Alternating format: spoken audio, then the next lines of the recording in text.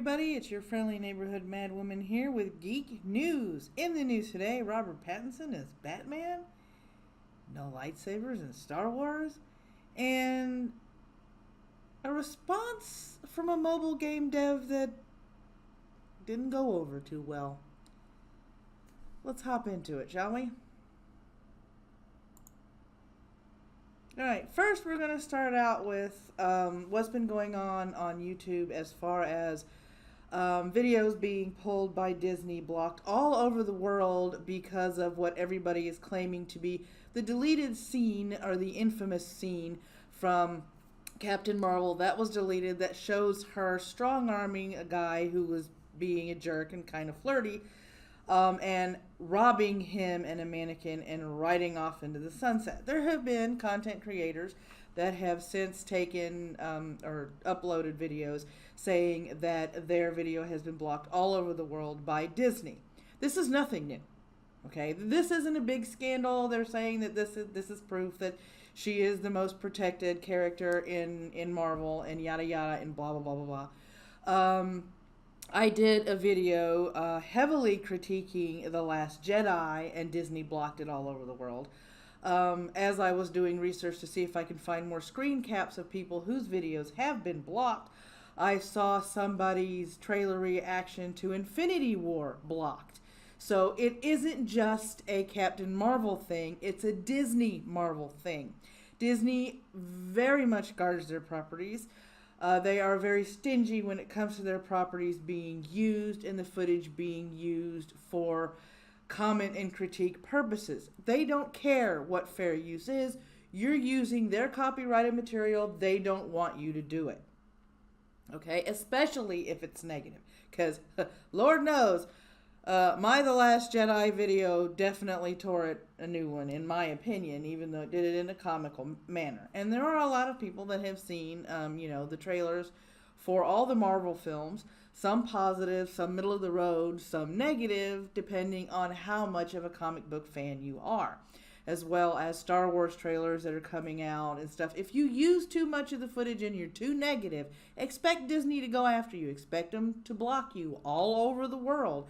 This isn't a big thing. This isn't a big scandal. This isn't a, oh my God, they're censoring moment. Disney's always done this. Disney has always been a major prick when it's come to all of their IP.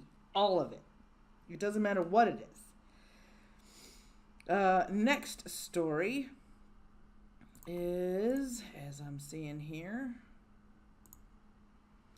Yep, you're reading it right, guys. You're reading it right. Robert Pattinson eyed to play the Batman for Matt Reeves and Warner Brothers. This is an exclusive out of Variety. And we come down here. Robert Pattinson is in negotiations to play the Batman in Matt Reeves' forthcoming superhero film, which hits theaters June 25th, 2021. So, 2 years from now. While sources say it's not yet a done deal, Pattinson is top choice for the part. Warner Brothers had no comment. Pre-production on the comics pick is expected to start this summer. So, 2 years worth of production. Wow. The filmmaker behind the last two Planet of the Apes happens to be Reeves. Those sequels, I haven't seen those sequels. He assumed the directing duties from Ben Affleck, who stepped down and left due to creative differences. We all know that means drama behind the scenes. He wanted to take shit one way, and the production company was like, no, we don't want you to take it that way. We want you to take it this way. So Affleck and Warner Brothers began discussing the actor-director leaving the Caped Crusader behind following Justice League, because Justice League didn't pan out to be as well or as good as everybody was expecting. I haven't seen Justice League yet. I'm so behind on movies, it's pitiful. Warner Brothers, in giving Reeves plenty of time to develop the script, is hoping the latest iteration of the DC icon is done right, following the disappointments of Batman vs. Superman and Justice League. Now, I did see Batman vs. Superman. Way too many timelines in one movie. Pick one timeline. One. Not two, not three. One, and roll with it. That would have been fine. No, you put too much crap in one movie. It didn't work. Pattinson is about to shoot another film for WB, Christopher Nolan's Event movie, co-starring John David Washington, which is set to open July 17th, 2020. Got no idea what that is because they're not giving you a list, the name. They're just saying event movie. I don't know what an event movie is, but I guess we're going to find out sooner or later. Pattinson has a total of 4 films opening this year, beginning with Claire Denis' High Life. He also appears in Robert Eggers' The Lighthouse, which bows at the Cannes Film Festival, The King for Netflix, and Waiting for the Barbarian. So he's a busy boy. He is definitely a busy boy. Now I'm going to scroll up here, and I'm going to take a good look at it, and I don't know. I really honestly don't know. I don't know. Because to me, Michael Keaton, and I'm going back to the first iteration of this because, all these reboots are making my head spin. Michael Keaton I liked as both characters. Loved him as both characters. Then you went to Val Kilmer, who made a pretty good Bruce Wayne. Hated him as Batman. I don't even want to discuss George Clooney. He never happened because no. And then you had Christian Bale. Now, Christian Bale and that Batman or The Dark Knight was set in a different universe. It was darker, it was grittier, it was just, it was a more serious Batman. And it worked for me in some aspects, and it didn't work for me in some aspects. Because when he was supposed to be Bruce Wayne, I felt he overplayed it and forced the role. And as Batman, every time he spoke, I wanted to put a cough drop in his mouth and go, here, you have a sore throat, fix that. So it was just, the movies to me were okay. I can sit and watch the movies. It's just his acting could have been just a little bit better. It didn't meet really my expectations, but that's just me. Everybody has their own opinion of the movies they watch, right? Now, the next one is you guys have all heard the buzz about, the rumors floating around that the next 3 Star Wars movies aren't going to have Jedi, they're not going to have Sith, they're not going to have lightsabers, and they are upcoming, and it's what you need to know about Star Wars Knights of the Old Republic. And as we scroll down, unfortunately, they're coming from David Benioff and D.B. Weiss and Rian Johnson after The Rise of Skywalker, because they got to wrap up this saga and then they're going to start another one, but they're going to go back in time.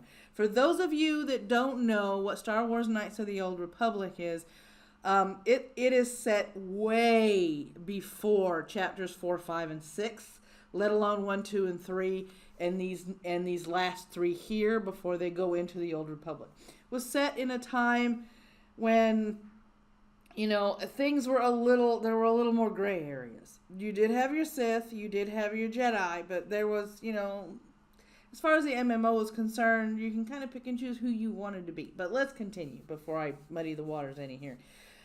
Because if a new report is accurate, a movie based on the Star Wars Knights of the Old Republic video game is also in the works. According to the report, Leda Kalogridis, co-writer of Alita Battle Angel, I know I butchered that, and creator of Netflix's Altered Carbon, is also close to finishing the first script of a potential Knights of the Old Republic trilogy. Now, I've heard good things from Alita Battle Angel. I haven't seen Altered Carbon. So, if this person is writing the script, then chances are the story will be good. And we'll just have to worry about the acting. Knights of the Old Republic trilogy is huge news because the Old Republic is something diehard Star Wars fans have been calling for since Disney took over Lucasfilm and started making new movies set in a galaxy far, far away. Now, I don't know if people have been wanting Disney in particular and Lucasfilm in particular to make the Knights of the Old Republic movies.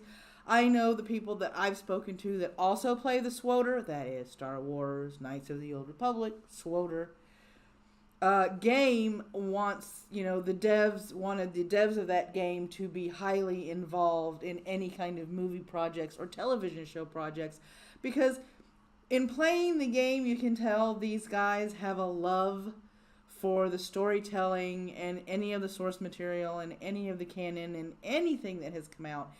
And it's an absolutely wonderful game to play if you want to immerse yourself in the world of the Knights of the Old Republic. It's great. There's lots of people on YouTube that avidly play the game, that show off the different uniforms and armors that you can get.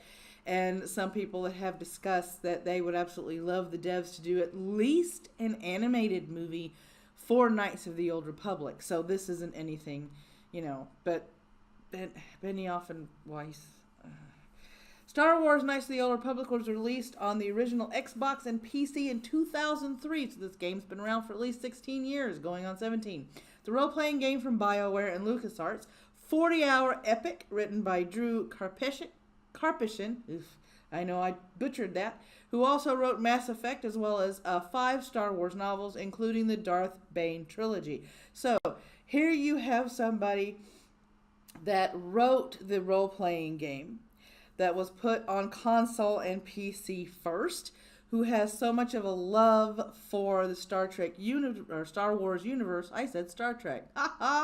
Star Wars universe, that he even wrote the Darth Bane trilogy. So you can see, the love and the care that they took for these games. Obsidian Entertainment teamed up with LucasArts to handle the sequel Star Wars Knights of the Old Republic 2, The Sith Lords, which was released in 2004. That game, then Star Wars The Old Republic, was released in 2011, and it was set for 300 years after the original games, but was impacted by those events and was still during the Old Republic time period. So all this was all during the Old Republic. All this is going on around the Old Republic. So there's no Empire, there's no there's no rebels, no Empire, none of that crap. You've got, just the Old Republic and the fighting within the two factions of the Old Republic. There are also Dark Horse comic series that ran from 50 issues from 2006 to 2010 and was set 8 years prior to the first Knights of the Old Republic games. So there's a lot of backstory here. There's a lot of lore in these games. Set 4,000 years before the Galactic Empire and the events of the Skywalker Saga, Knights of the Old Republic tells the story of Jedi and Sith when both are powerful forces in the galaxy with many in their ranks. This before the Sith's rule of 2, master and apprentice. Republic is on the verge of collapse and under attack from Darth Malak, a Sith Lord, and the last surviving apprentice of the notoriously evil Darth Revan. I have played the first Knights of the Old Republic game. I have also watched a couple of other people play. It's an absolutely fun game to play. I play the MMO.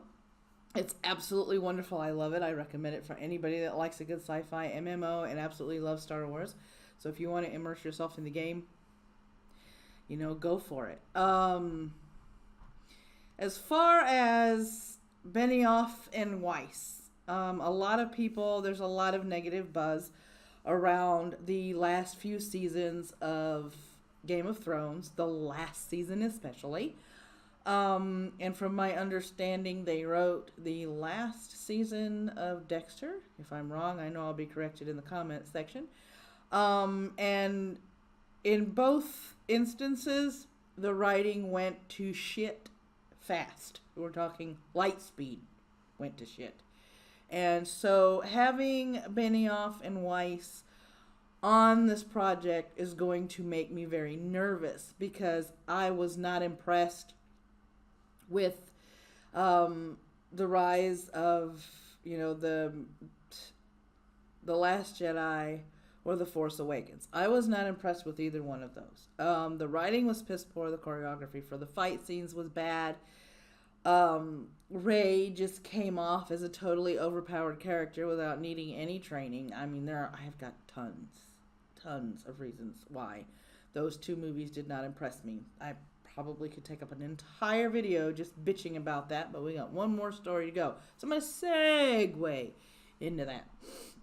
So we're going to go in the Wayback Machine for a minute. This is back in April of 2018. Harry Potter Hogwarts Mystery forces you to pay or wait to save a kid from being strangled.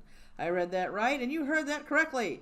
Hogwarts Mystery is a narrative adventure. It's scenarios taking form of things like potion making and broom lessons, conducted via simple on-screen tapping and the occasional need to trace a specific gesture. There are few dialogue options, but no ability to actually fail, as the story-led experience propels you onward through the game's central plot. However, there's a problem with this plot. You have a finite bar of energy you can hold at one time, and when this is depleted, you'll need to pay up or just wait it out and keep checking back before time runs out. The first time your avatar is in danger, you will run out of energy. Then you can either pay up or leave them being strangled until your energy recharges. I will get to that scene in a minute. I know what scene they're talking about. I'm a smidgen bit of a Potterhead. The game encourages you to make a purchase and continue immediately rather than wait and leave your avatar suffering. It is especially troubling when you consider the game's audience. This is targeted to children. You don't want to, have a child being strangled in a game. However, in context, in the first, I believe it was the first book. Yes, first book. It's been years since I've read the books. There is a weed, I'm sure many people in vines, I'm sure many other Potterheads will put the name of the vine in the comment section, that the more you struggle, the tighter it gets until it strangles you and kills you. And the only way to get out of these vines is to either expose it to sunlight or relax. That's it. Relaxing worked, and the trio of three kept going. Fast forward to today, May 31st, Harry Potter Hogwarts Mystery infamous scene, which asks you to pay money or wait while your child avatar is strangled by a magic plant, has been defended by developer Jam City. He actually defended the pay or die. In less than a year, Hogwarts Mystery has passed the $100 million revenue mark. Well, I wonder why. Jam City boss Yosh Iguado likened the scene to other moments of peril in the Harry Potter franchise. And this is his quote. We've tried to create a game and write a story that has stakes, that has dramatic moments that reflect the level of drama and emotion that you see in films and the books, Iguado said. I don't think being in a perilous situation is unique to our Harry Potter game when you compare it to the films and the books. I don't think our game is more violent or more scary than any of the other Harry Potter stories.